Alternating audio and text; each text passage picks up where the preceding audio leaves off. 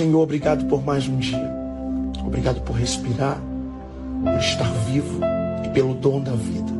Enquanto muitos desejaram acordar, o Senhor me concedeu mais uma vez esse privilégio de estar de pé e seguir em direção aos meus sonhos. Senhor, vai na minha frente, seja o meu escudo, a minha proteção, o meu socorro bem presente na hora da angústia.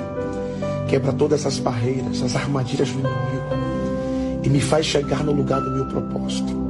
Que nada venha abalar a minha fé. Eu continue acreditando nas suas promessas e seguindo em direção a ela.